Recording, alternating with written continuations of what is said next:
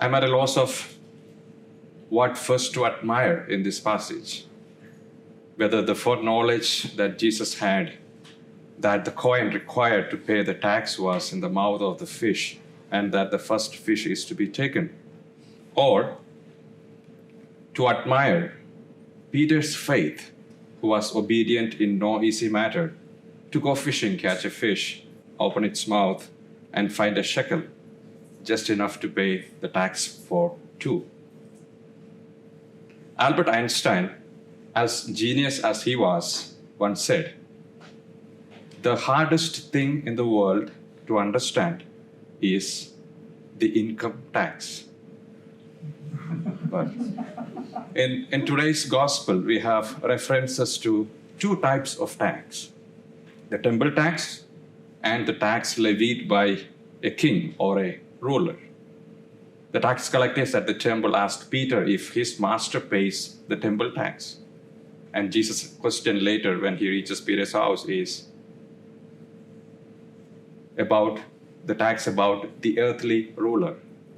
He was, of course, referring to the Roman tax. Roman citizens didn't pay Roman taxes.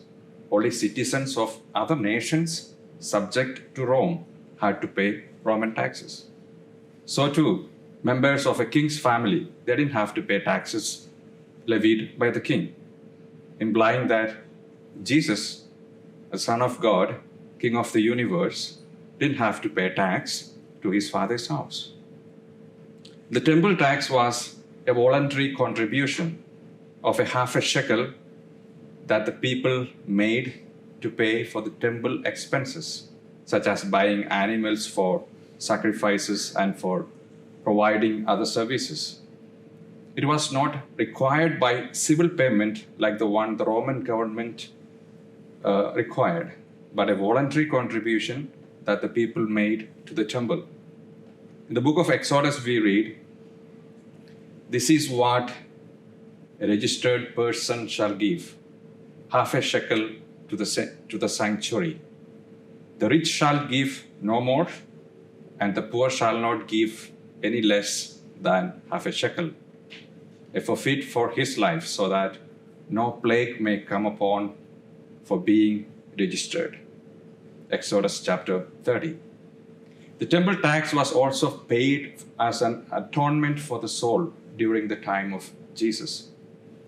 Although Jesus was sinless, he had been born under the Jewish law and had lived under the law. He had submitted to the law by being circumcised when he was 8 days and consecrated in the purification ceremony according to the law when he was 40 days old. Now he submits, he complies with the law by paying the temple tax, which was meant for the atonement of sins. Jesus, even though he had no sin in himself to atone for, he identified himself with us, sinners. The Jews had their temple tax, and later in history, the prophets asked for tithe. And we have gone through evolutions of contributions we make to the church as well. And today we have no required church tax. However, we, his followers, must not cringe and cry while we make a contribution for the upkeep of our churches. The Lord will generously reward a willing contribution. There is an anonymous saying, "A person does not know how much they have to be thankful for until they have to pay taxes on it." He that borrows for the Lord will repay him. From the book of Proverbs. Amen.